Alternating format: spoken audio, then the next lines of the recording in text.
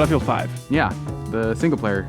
Okay, so how much did you play? What did you see? I played through all of... So they're revisiting the War Stories format, which Battlefield 1 did, where they had sort of multiple stories set in like different conflicts, which kind of let them like say, hey, by the way, we're not going to have one troop pilot of plane and a tank and be in like multiple places around the world at once.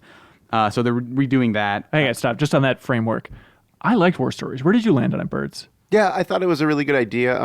They were never really good at executing on like an extended campaign. The one that I really liked was Bad Company 2. Of course, yeah. Which David Goldfarb wrote, and then he left after Battlefield 3. Okay. Since then, they've, I think this format works better for them because it does, you don't have to figure out weird mental gymnastics narratively to combine like all these different elements that make Battlefield fun. Yeah. So it lets them jump around in a little bit. And what kind of world do we live in where Battlefield has single player campaigns and Call of Duty doesn't? Yeah. I didn't even think about that. That is so crazy. But yeah, you're totally right. I mean, I like short stories in the video game world. There's not really a lot of companies doing them. And I know we had Eric Holmes, who was a lead designer for the War Stories back for Battlefield 1. We had him on the podcast. I'd like to get him back again to talk about this because World War II setting, it seems interesting. So which did you play? So I played the one called Nordless. What is it? Nordless. Nordly. Nordly. Oh, this is... which Leo will be very happy to hear. Leo, cool it in the booth there. Relax.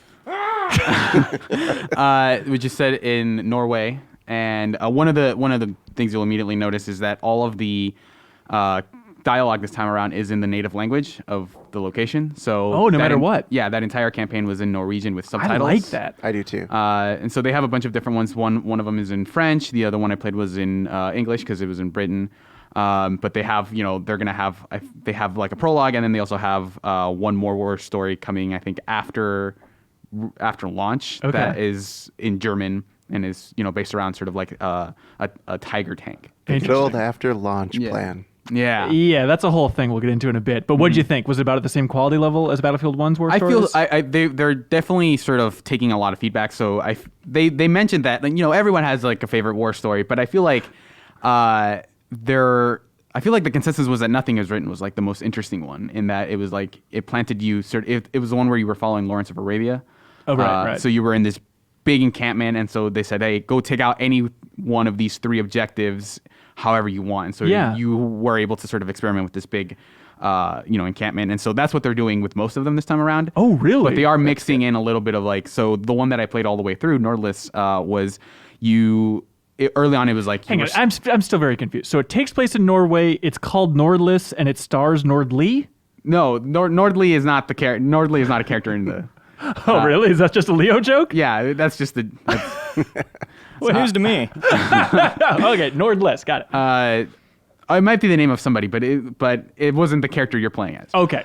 So you start off by skiing into this one location, and so you kind of are sneaking by them, and I think the stealth is a lot easier. And it depends on the character. So in this one, you had like throwing knives, basically. Skiing with throwing The knives. Norwegians are so innovative when it comes to warfare. Well, you weren't doing there's tanks and planes. They're like, you know what we're good at? Skiing. I mean, you're not skiing and throwing knives at people. That would be way too cool. Canceling Peruta right now, then. But basically, I stealthed my way through like sort of the first half of the mission, and it seemed like very simple but pretty easy stealth of like, hey, if they spot you, you can, as long as you kill them before they tell anyone, you'll be good. And so later on, they had sort of objectives of like, hey, there are these two separate things you have to go take them out however you want. There are it feels like there's more cutscenes, a little bit more set piece. So there was one sort of segment where you're sort of defending someone who's rifling through an office from people coming in, and then sort of that campaign took me about, I want to say maybe an hour and a half, maybe 2 hours. That's fine. And then the other two were sort of like, one of them was set in like I want to say they said it was like no man's land in France. It was like in the southern part, which like I guess media hasn't covered as much as like the storming of like Normandy Beach or anything. Naturally. And they kind of tackle a couple issues. They talk about like the person you're playing as is black, and so they talk about like how they're being mistreated by the other soldiers, and it seems like they dabbled in it in the section that I saw. Who knows if they kind of go more into it later on. And so that was also a defense, but there was a lot more like, hey, you're in this point. There are these 3 points that you can go, capture or destroy in any order. And the one in Britain was gave you this huge vantage point of like, hey, here you have to go in this place, but there are enemies all over the place. So like you're kind of mapping out how you're gonna get there. Okay. And they all have like very different tones. One of them is like a espionage novel. The other one seemed more like a more traditional like memoir kind of thing. Like the one in France felt very much like I'm going to tell you the story of my life. Okay. Kind of like the Monte Grappa one. Yeah. Yeah. Which one was that again? The Italian mountainside one. Oh, The like first with game. the armor and all that Yeah. stuff? Okay, yeah. And then the British one, I think, which is called Under No Flag, is sort of a more like I'm a puckish rogue that got out of prison to do this thing that like the military knows that I can do, which is like bomb airplanes basically. So that'll be the fun one. Yeah, that'll be that one was a more lighthearted one. But like all those definitely felt like we like this approach of like enabling battlefield moments within the campaign so that you can get a feel of like, like I came up with this myself. Right. Right. Like, I guess that's I what they get want it. to do. Although even like the more scripted stuff, I don't know if it counts as scripted, but like my favorite from Battlefield 1 was the pilots one. Just like the framing of the story, the unreliable narrator and all that stuff. And I don't know if I was as crazy about the more open worldy tackle these the way you want, Far Cry encampment. So maybe they're right. missions. Maybe everyone has a different favorite. But That could be. I feel like when it came out, more people were talking about Nothing Is Written than most of the other ones. Sure. The I think it's maybe the biggest. I don't know how much of Yeah. it that was a factor. But like mechanically, I know that they have building in Battlefield 5. A loose kind of fortification. building. Fortifications. Yeah. I wasn't able to experiment with that at all on the single Was player. it in the single player whatsoever? I don't think so. Okay. Not from what I've seen. Maybe one of the war stories has it later on, but Right. from what I've played, they didn't talk about the building at all. Or I didn't see like a hey now you can like usually in the first mission they'll tell you if Right, something you can do. right. So I never got those instructions. But Did you leave more excited about Battlefield? Did you have any shift in your expectations here? I feel like a lot of it was just reminding me that I really liked Battlefield 1's war stories of Yeah. like, you know what, I'm up for another round of this. Yeah. Like they didn't get like generate a lot of buzz in the way that like, oh wow, like the latest Call of Duty campaign is really cool or whatever. But I feel like they were quietly like really well done. Yeah, I think you're right. And I think this kind of left me like, okay, I'm glad they're revisiting this format. I think it's like the direction to go for this series, and I'm interested to see what else they might do. It's gonna be a little weird because like I played all through all those in like basically 2 sessions. Yeah. And I think sort of delaying one until after launch is gonna be like, well, am I gonna remember to go back to this? Yeah, that's tough. I'm hoping that I do, and I'm hoping they're good enough to be worth going back to. But like I enjoyed the one story they played, which they had sort of early versions of the cutscenes. So I'll have to. I feel like it landed its moments, but it's hard for any one story that's that short to sort of like this will really stick with me. Totally. Especially amidst the sea of other stories that they're telling you. Right. But yeah, in the moment, I was really into it. So. Bert's, there were news stories a while back about like, hey, Battlefield 5 isn't pre-selling too well. Yeah. Could this be a disaster for Battlefield this year? I mean, how's your personal buzz level for this thing going into it?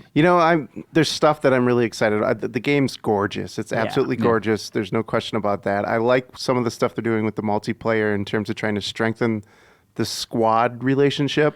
Okay. I feel like a lot of people that played more of the alpha than me kind of were trepidatious about that. They felt like it went a little bit too far. You're running out of ammo really quickly, so I think there's some balancing they still needed to do. But Yeah.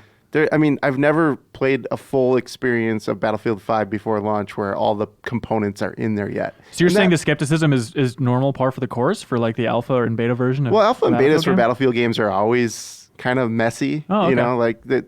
There's people falling through the worlds. There's stuff they need to figure out in terms of like hit detection and things like that. So it's not uncommon, and most of the time they do get to the finish line and clean it up. Right. So I have faith in DICE, but it also feels extremely rushed at the same time. So I don't know. I don't know what to feel. Right. They're in rush mode over there, some would say. Yeah, so obviously the Battle Royale, which they've teased a couple times, the rollout of this thing is bizarre. It's the worst marketing campaign I think I've ever seen for like a major company like EA. I know you were at the event with Trevor Noah and you were more positive on most people, but still like getting out of the gate with that, watching it, it's like I'm not excited about it. That was such a weird event. I mean, we sat down and got the nuts and bolts of what they're doing to change the gameplay and stuff like that. Yeah. And then they showed the weird trailer that they showed everybody first. Right. With like Bionic Arm Lady and like all the weird like kind of, it felt more like a Tarantino-y action movie than it did like a Battlefield game. Right, except the internet tells me it was about women taking over the world or something. I forget exactly. I think that's the plot of the multiplayer, but Right, I'm not I think sure. so. But the whole thing has just been rolled out weird. Then Grand Operations, which they showed us and told us about, that sounds amazing. Then the news came out, oh, well, maybe that's not going to be ready for launch. And you're like, that's the mode we played at E3. Why would that not be ready? And that's the one and where then it's they kind of walked like, it back and they said, no, it will be in the game for launch. oh, really? Yeah, it's... And that's the one where it's kind of like a living thing of like having stages of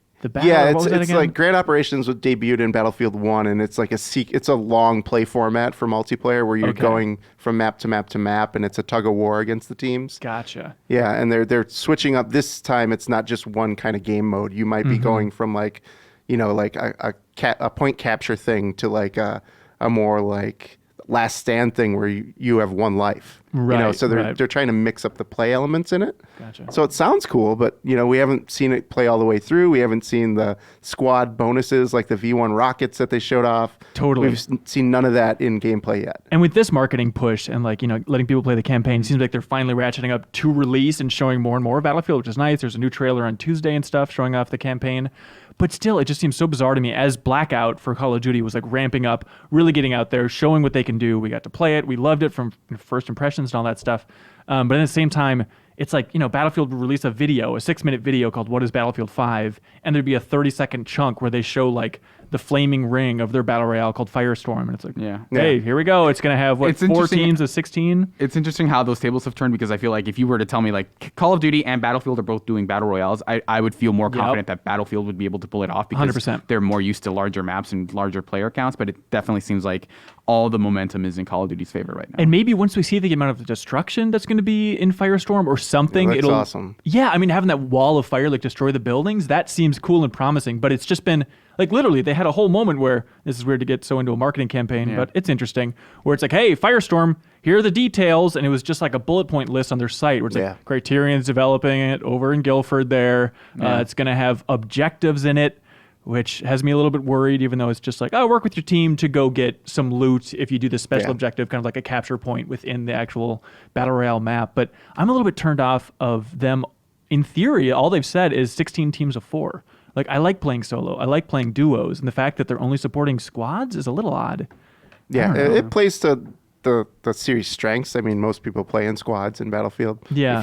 If you're not, you're doing it wrong. Yeah, I guess So, that's true. I don't feel that that's that weird for them. But Okay. I do wonder like how well they're going to pull off that mode. They nailed operations because it plays to their strengths and their history of like incorporating elements of conquest with elements of rush. You know, that worked. They've been making that horrible multiplayer 5v5 thing for a long time now, and it's got to be garbage. I mean, it's Okay.